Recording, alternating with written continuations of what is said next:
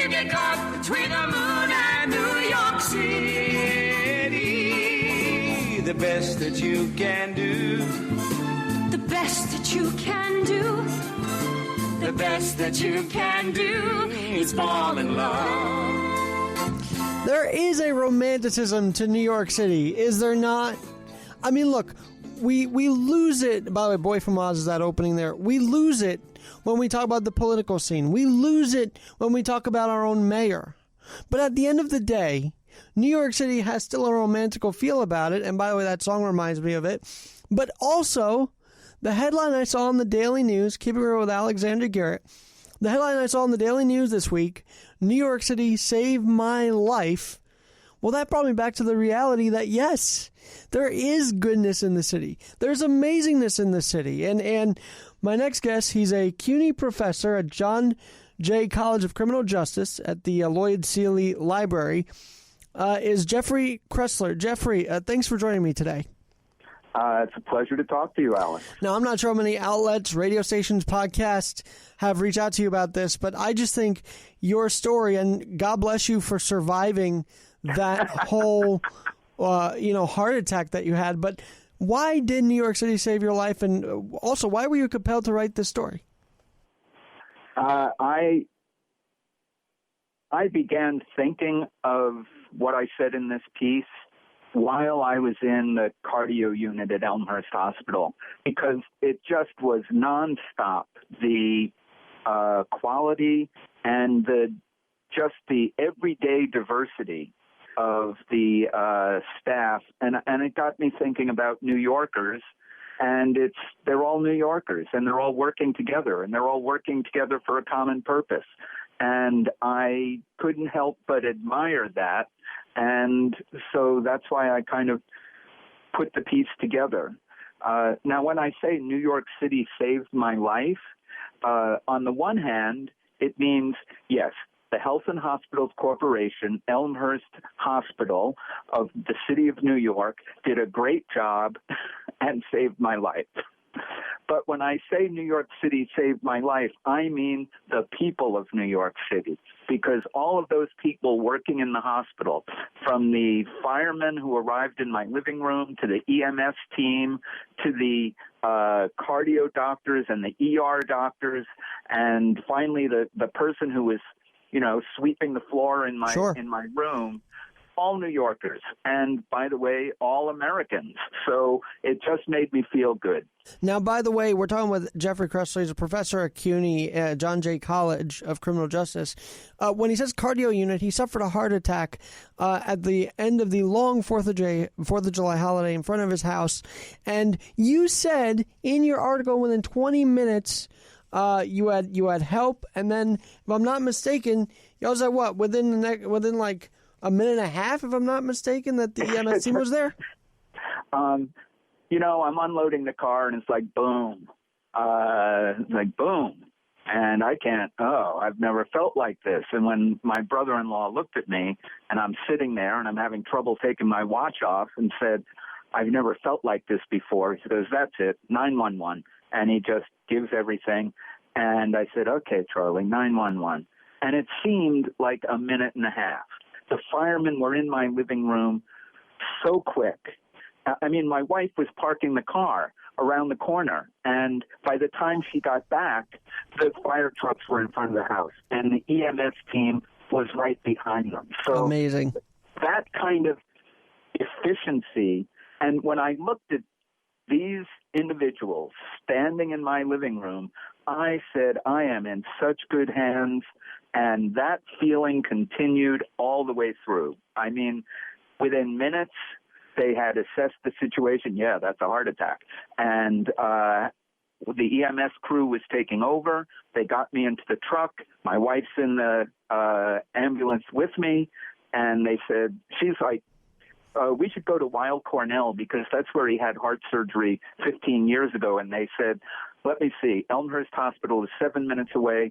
Mount Sinai and Astoria is 8 minutes away. We're going to Elmhurst. Boom.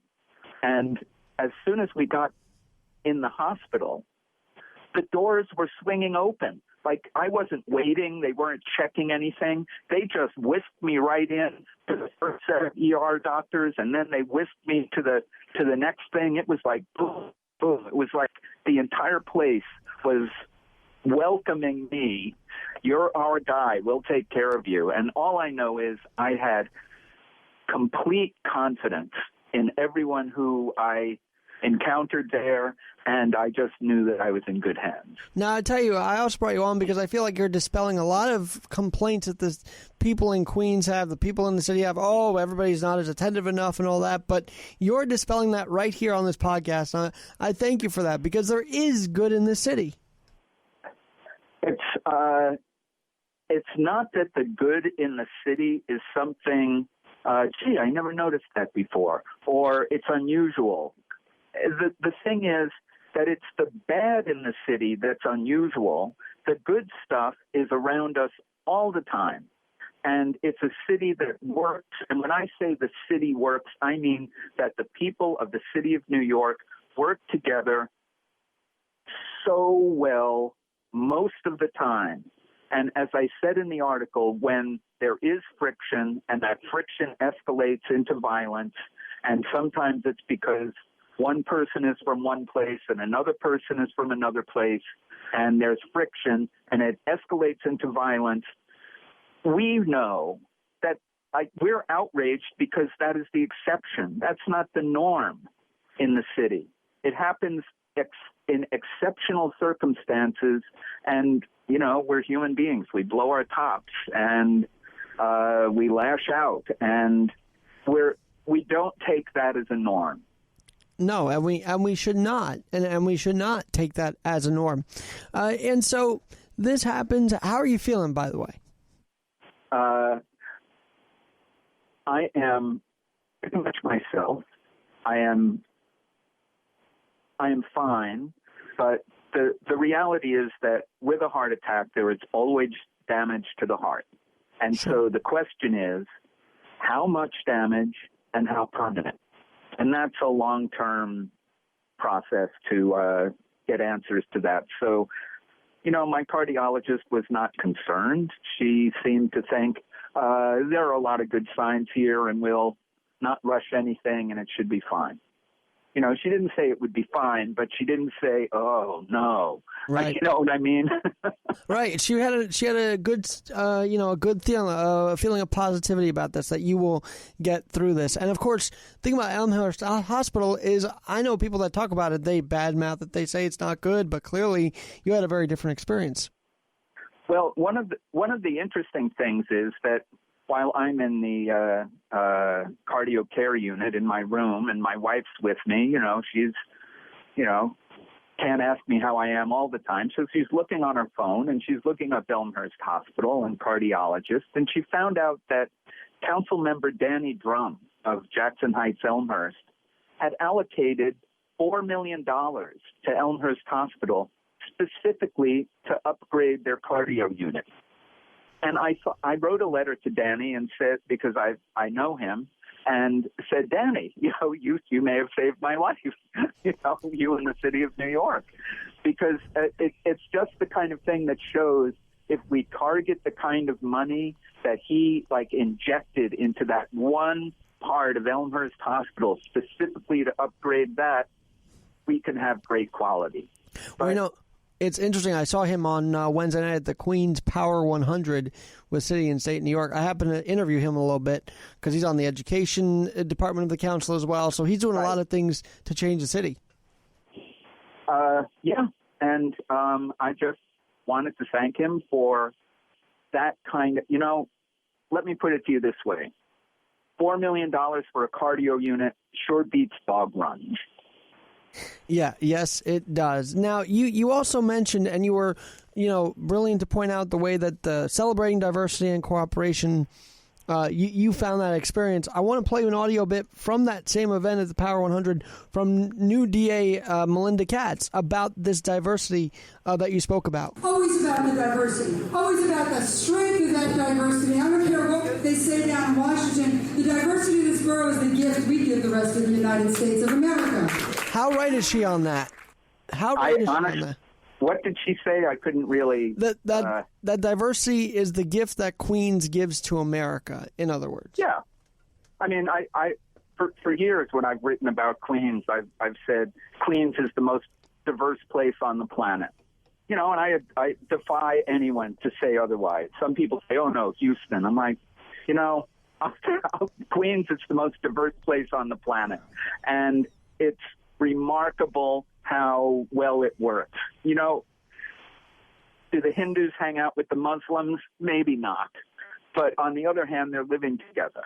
My favorite Queens story, when I lived in Astoria, before we moved to Sunnyside, I kept going back to the same, you know, Greek deli in Astoria. And Angelo said, "How's the wife? How's the new house in Sunnyside?" I said, "Oh, it's fine. But you know, Angelo, there are the grocery stores are owned by Turks in Sunnyside." And he said, "Turks in Sunnyside?" And then he said, "Turks is nice people too." You know, and this is a Greek in Astoria. You know, he's not carrying old world fights into Queens with him. I mean, it's, you know, the Turks are making money in Sunnyside, and the Greeks are making money in Astoria, and everyone's making money and sending their kids to college. Now, you just said they don't have the old world, you know, feelings of you know, grudges and whatnot. How can we move people out of those old world, old school feelings that are stuck in their ways? Well, unfortunately, I don't think that it's the old world animosities that are causing unhappiness in the body politic these days, shall I say. I think it's a lot of the leaders. You know, I mentioned that the Democratic Party today is just so hung up on identity politics and group grievances.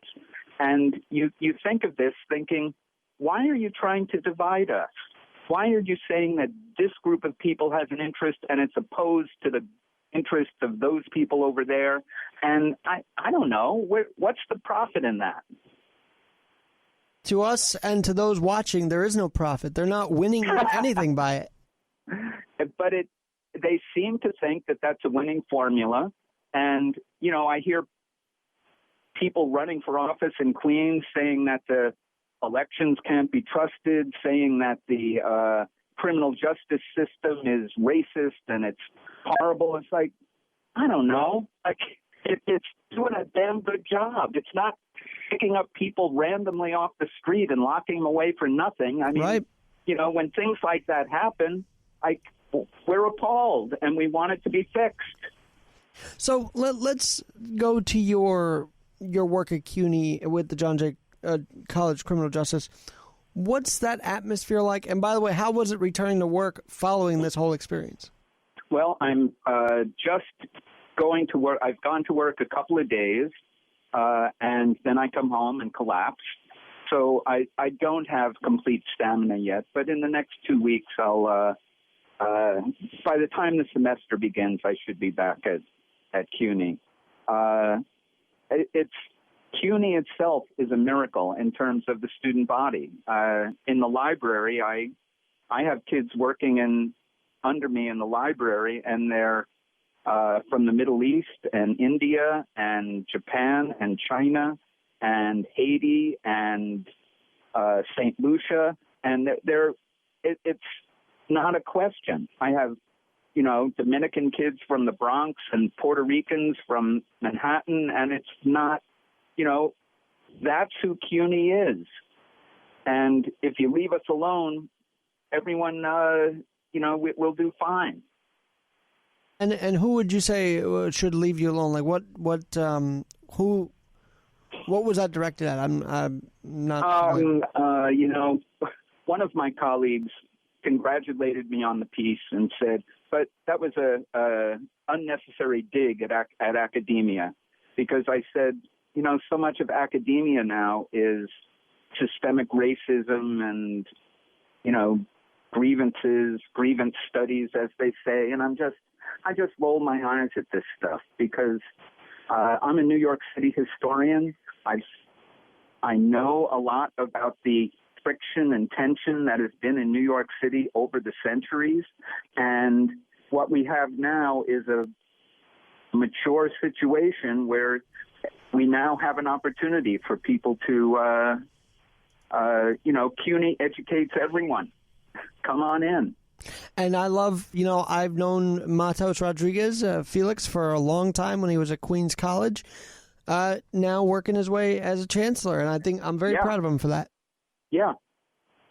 So I just wish that the governor would fund CUNY the way it deserves to be funded. But other than that, it's something to celebrate about New York City. The fire department, we can celebrate them. The EMS crew, celebrate them. The public hospital will celebrate them.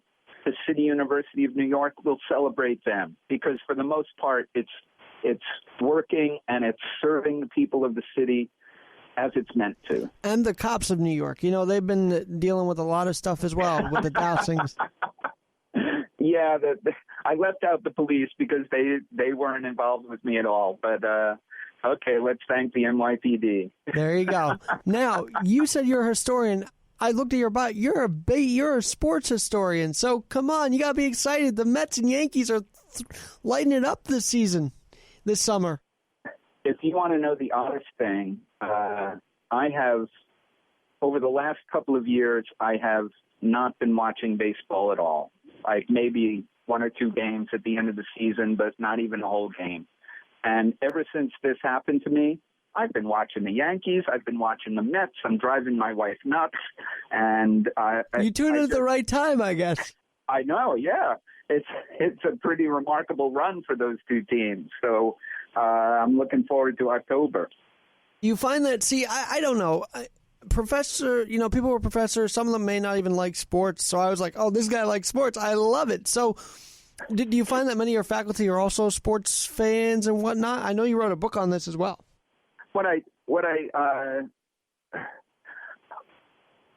How I came to be a sports historian. I'm not really a sports historian. I'm a New York historian. And I put together a book called New York Year by Year, which was a chronological history of the city. This happened in this year, this happened in that year, that kind of thing. And the editor looked at the manuscript and said, you have too much sports stuff in here. And I thought, well, how can you leave that out? And so I took out a lot of the sports stuff and realized I had another book.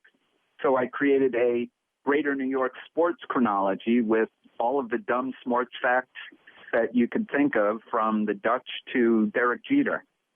And since I've been at John Jay College of Criminal Justice, I arrived there in 2005 after getting my library degree. I have a doctorate in history, and then I got a library degree.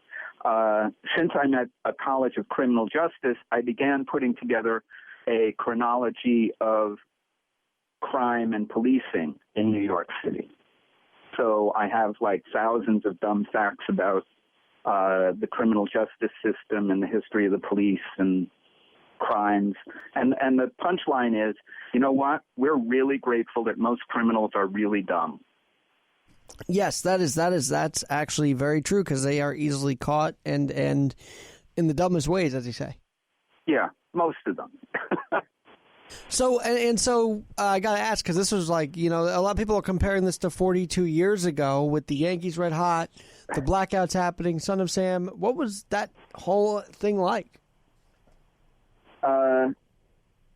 You felt like New York City had a kind of intensity everywhere in the mid-'70s, because we had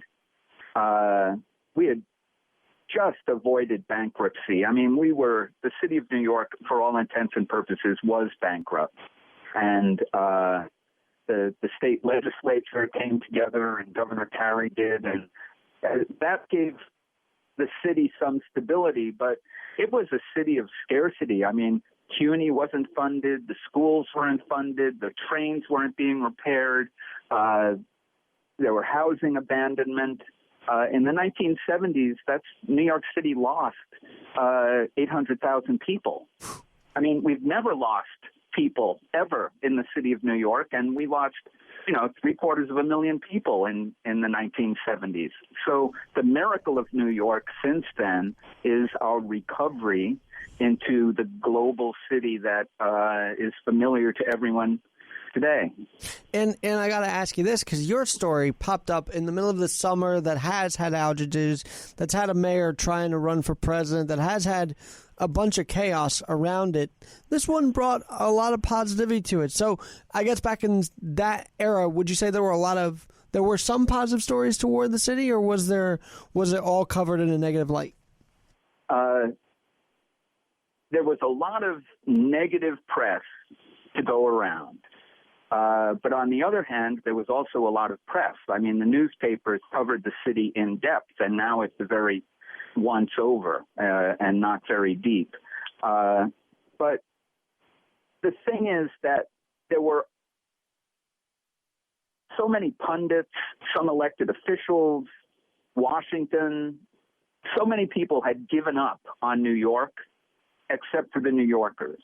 So the moral of the story from the 1970s is New Yorkers refused to quit. They stopped abandoning neighborhoods, and they said, wait, I'm not leaving. And not just I'm not leaving wealthy people on the Upper West Side who had been mugged, but also people in working class neighborhoods in, Woodhaven and, Crown Heights. So what happened is that there was a new resurgence of faith in the city from, not necessarily the bottom up, but from the New Yorkers themselves, who forced the city not to die. So, the city was on the verge of, I don't know if you remember, there was a potential policy known as planned shrinkage. A member of the Koch administration had said, why don't we just abandon these bad places and concentrate on the good places? Eliminate libraries and parks and stop putting money in them, and then those people will go away. And it's like, what? Oh, my. I was actually born in 91, so I was just off the Dinkins era, and I'm kind of glad I was, because I know that one was also a bit of a mess. But it was, it was never an option for New Yorkers to quit on the city. And that's the miracle of that really terrible time of the 1970s. And it was, during the Koch years, you had all of those horrible racial incidents in Howard Beach and Bensonhurst and all this racial agitation. And the thing is, most New Yorkers weren't applauding these incidents. Most New Yorkers were appalled. It's like, how can people behave like this? Right. And so that kind of basic sort of urban decency is what carries New York through. Do you feel like we still have that decency, or has that been eroded under? Oh, absolutely. Absolutely. What's being eroded is our skyline. Well, that's the other thing I was going to ask you. So you said people were, they really wanted to stay and keep the city thriving. I feel like a lot of people are maybe, some of them are giving up and leaving the state. Would that be accurate? Well, people are leaving New York State. People want to come to New York City. New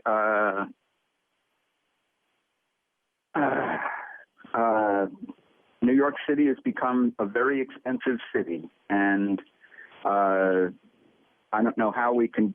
The mayor's plan to create affordable housing is just nonsense. It's just telling the private sector to build bigger buildings, and sometimes they tear down more units than they put into the new buildings. So it's not a solution at all. But that's. We need a real solution to keeping people in the city, because people want to be here, people who make the city work. Well, maybe I'll head to your library. We can sit down and discuss it and make solutions happen, because I feel like, it's people like you and I that are writing, that are podcasting, that are out there sharing our story, that are making the difference, not these politicians. I'd say it's in spite of some of our leaders. Yes, that is very true as well. And so, Professor Kroessler, I was just so happy to see this article, and I'm so glad I got you on because I was itching for it all week. I said, I got to get him on. My dad had the Daily News, and I had seen the article. I'm like, wait a minute, let me see that. And I'm like, I got to get him on. And here you are. So thank you, Professor. Thank you very much for calling. And we'll have you back on again when things are maybe some more positive stories or just when the city's in a tense moment. I think you bring a lot of clarity to this. So we'd love to have you back on. Okay, anytime. I'll look forward to it. That was Professor Jeffrey Kroessler of CUNY John Jay College of Criminal Justice, and I actually was born across the street from you guys. So there you go, a little bookend there. So, well, if you need some nostalgia, you can wander into the old neighborhood. Well, every year on October 20th when I was born, I thank the nurses of the ICU. No, and this is where I kind of felt similar to you in that I had struggles even as a baby, and I was in the ICU for 77 days. Right across the street from you. So how about that for a little small worlds colliding? It is indeed. Well, God bless you, sir, and feel better, and we'll talk to you soon. Okay, thank you. I'm Alexander Garrett, keeping it real this Friday in New York City. If you get caught between the moon and New York City, the best that you can do, The best that you can do. the best that you can do is fall in love.